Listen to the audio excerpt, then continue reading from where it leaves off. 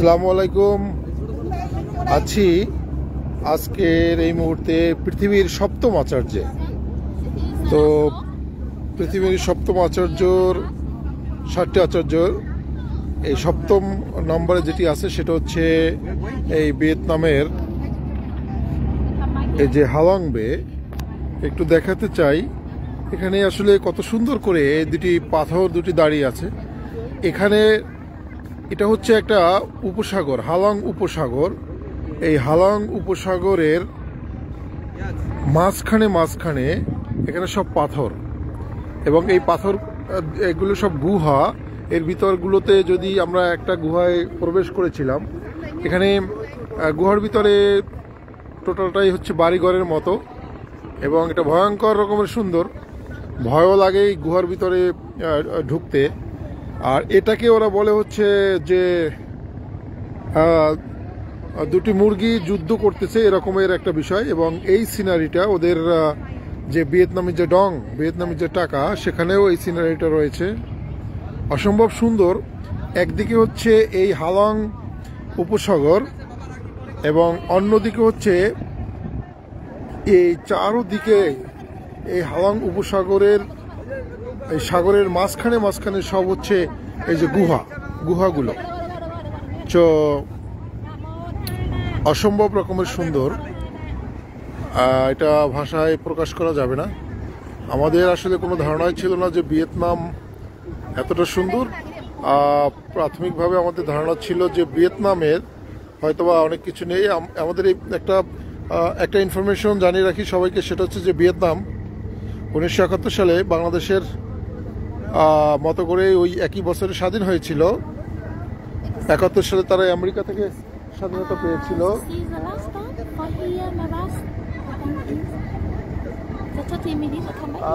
Talk to my boss.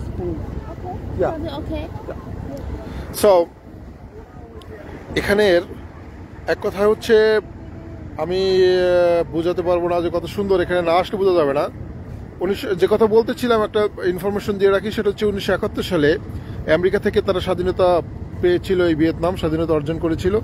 তো সে 71 সালে স্বাধীনতা অর্জন করে একটা যুদ্ধ বিধ্বস্ত দেশকে কিভাবে যে সুন্দর করে তৈরি করতে হয়, এটা আসলে ভিয়েতনামে না আসলে বোঝা যাবে না।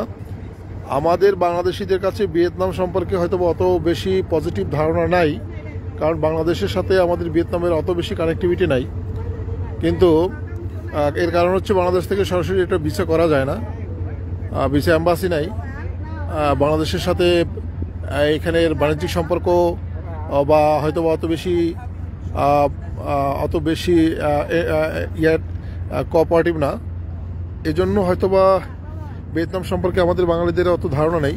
কিন্তু আমি এই জায়গাটা এসে সত্যি মুগ্ধ হয়েছি ভিয়েতনামের, যে একদিকে হচ্ছে টোটালটা হচ্ছে উপসাগর, একটা হালং বে মানে উপসাগর, এবং এই উপসাগরের চারোদিক দিয়ে মাঝখানে উপসাগরের চারোদিকে এবং মাঝখানে সমুদ্রের, সেটা হচ্ছে যে এই গুহাগুলো আল্লাহর কি অপূর্ব সৃষ্টি। এটা এই গুহাগুলোর মধ্যে না ঢুকলে বোঝা যাবে না। আমি প্রাথমিকভাবে মনে করেছিলাম যে এই গুহাগুলো হয়তোবা কেটে ওরা তৈরি করেছে এই পাহাড়গুলোকে, কিন্তু ওদের সাথে কথা বলেছি এবং ইন্টারনেট ঘেটে যেটা দেখেছি, না, এটা ন্যাচারালি এরকমের।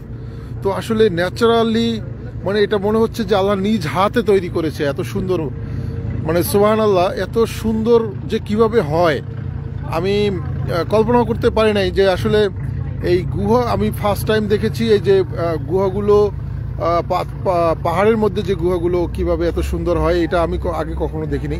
আমি সৌদি আরবে দেখেছি গুহা বা দেখেছি, so that's a different type.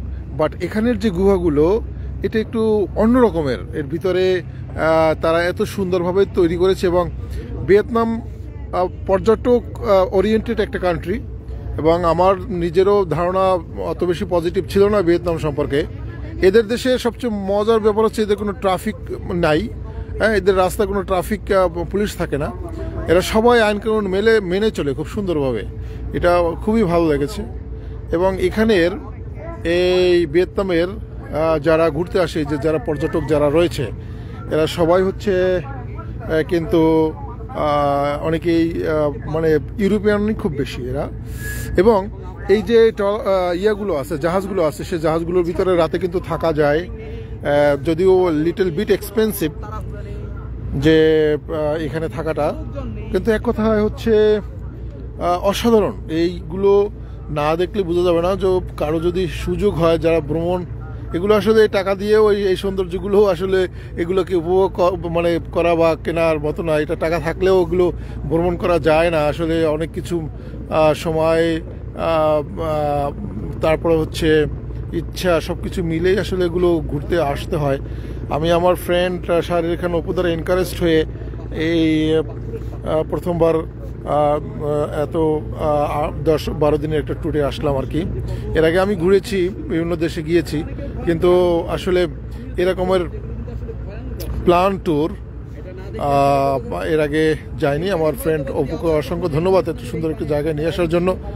Vietnam আমার মনে হয় যে অতি শীঘ্রই কিছু কিছু স্পট আছে যেটা হচ্ছে খুব বেশি ইউরোপিয়ানদের এবং সারা বিশ্বের লোকদেরকে আকর্ষণ করতেছে। এবং পৃথিবীর 7টা আশ্চর্যের মধ্যে এইটা একটি আশ্চর্যের বিষয়। এবং এখানের 8ম আশ্চর্যটাও এখানে রয়েছে, 7মের পরে যেটা ন্যাচারাল 2 ধরনের। আমরা অনেকে জানি না হয়তো বা যে 7ম আশ্চর্য বা এই আশ্চর্যগুলো কীভাবে নির্ধারণ করে বিশ্ব বা ইউনেস্কো। সো এটা হচ্ছে ইউনেস্কোর একটা স্বীকৃত আশ্চর্য। এবং এটা 2 ধরনের হয়, একটা হচ্ছে ন্যাচারাল এবং একটা আর্টিফিশিয়াল। তো 7ম আশ্চর্য এটা হচ্ছে ন্যাচারাল, আমরা যেখানে এখন যেখানে আছি এটা ন্যাচারাল। এবং এগুলো দূর থেকে দেখে মনে হবে যে এগুলো বিল্ডিং, আসলে এটা বিল্ডিং না, এটা কিন্তু আসলে সবগুলো পাহাড়। এই পাহাড় একদিকে হচ্ছে যে এই যে এটা একটু উপসাগরের মধ্যে দিয়ে আমরা যাচ্ছি, অন্যদিকে হচ্ছে এই পাহাড়। কি যে একটা অদ্ভুত সৌন্দর্য, এটা আসলে না এখানে না আসলে বোঝা যাবে না। আজকের আবহাওয়াটাও মাশাআল্লাহ খুবই সুন্দর। তো আমি শুধুমাত্র আল্লাহর যে সৃষ্টি, কি অপূর্ব সৃষ্টি আল্লাহ, যে আসলে আমরা বইয়ে পত্রে পড়েছি, মানুষের কাছ থেকে হয়তো বা শুনেছি, লেকচারে শুনেছি যে এত কিছু এভাবে, কিন্তু আসলে একদম স্বচক্ষে দেখেছি যে আল্লাহর তৈরি নিয়ামতগুলো আসলে এত সুন্দর হয়। এবং কিভাবে যে এগুলো দাঁড়িয়ে আছে, এই যে পাহাড়গুলো, এবং এর ভিতরে রুম আছে এগুলোর ভিতরে। তো এটা একদম আমরা চূড়ায় উঠেছিলাম, ওই যে পাহাড়গুলোর একদম, এই পাহাড়ের একদম আমরা চূড়ায় উঠেছিলাম এখানে। এই ভিতর থেকে সিঁড়ি করে ওরা রুম করে নিয়ে গেছে। তো কোথায় অসাধারণ। আমি যারা ভ্রমণ পিপাসু তাদেরকে বলবো যে ভিয়েতনাম একবার হলেও এই জায়গাটা একটু আসা উচিত। Hello mister Oppo, I am on the live, so can you speak something? How's your feeling, please? Yes, right now, it's Yes. mind-blowing, excellent, beautiful and excellent. I can't imagine that how the beautiful world can be. And you know it, Mr. Juya, that this is the World Heritage Site by the UNESCO. It has got its World Heritage in 1996, and it is one of the wonders of the world. It's natural beauty, and this is the Gulf of Halong. It's not so far from Hanoi, just only 160 kilometers near about.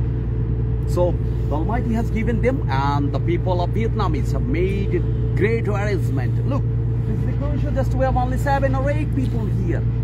Yeah, that's very crucial because Yes. there is no gathering. Yeah, there is no gathering. There's a calm and There is quiet. no harassment. Yes.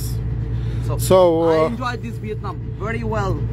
and Very- how do you say about the tourists to visit in Vietnam? Especially I have seen, I'm now staying here near about 8 years, so I haven't seen any Bangladeshi tourists here, some little bit Indian, but most of the tourists from USA and Canada and especially England. And lots of friends you have already got from Manchester, yes? From Okay. France, from Japanese, from Taiwan, from Korea, especially Australia, but not even I haven't seen any Bangladeshi tourists here. Thank you, Mr. Oppo. Thank you inviting me to give me a space to visit with you.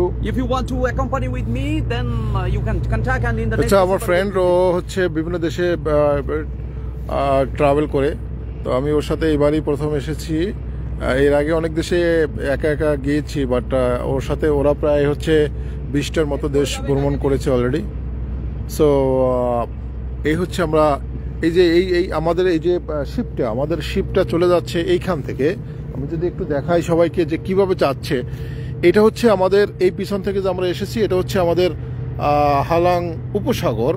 এই উপসাগর এটা এই যে আমাদের শিপটা যে যাচ্ছে, একটু যদি ইয়া করে দেখাই দূর থেকে, সেটা হচ্ছে যে এই সাইডে হচ্ছে সবগুলো পাহাড়, আবার এগুলো হচ্ছে পাহাড়, এবং এই পাহাড়ের ভিতরে রুম আছে এদের, এবং সিঁড়ি বেয়ে বেয়ে একদম উপরে পর্যন্ত ওঠা যায় অনেকগুলোরই।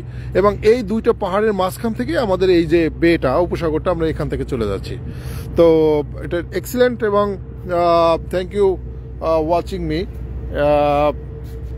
I strongly recommend to visit in Vietnam if you have an interest in traveling.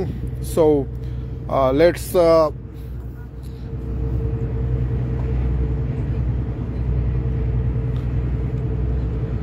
say যে এখান থেকে এই যে ছোট জায়গাটা, এখান থেকে আমরা বের হয়ে যাব। দুই সাইডেই হচ্ছে পাহাড়, এবং মাঝখানের যে ছোট ছোট জায়গাগুলো দেখেন। আমাদের সাথে অসংখ্য পর্যটক রয়েছে, তারা সবাই হচ্ছে ম্যাক্সিমাম ইউরোপিয়ান। আমরা বাংলাদেশি কোনো লোকজন এখানে পাইনি। আমরা ইন্ডিয়ান কিছু পেয়েছিলাম, বাংলাদেশি মানুষজন এখানে খুবই কম আসে। আমরা দেখেছি যেটা বাংলাদেশিদের কাছে ভিয়েতনাম সম্পর্কে হয়তো অত বেশি ট্রাভেল ইয়ার ধারণা নেই। তো থ্যাংক ইউ ওয়াচিং মি, এবং bye bye everybody. See you again in another video. Thank you.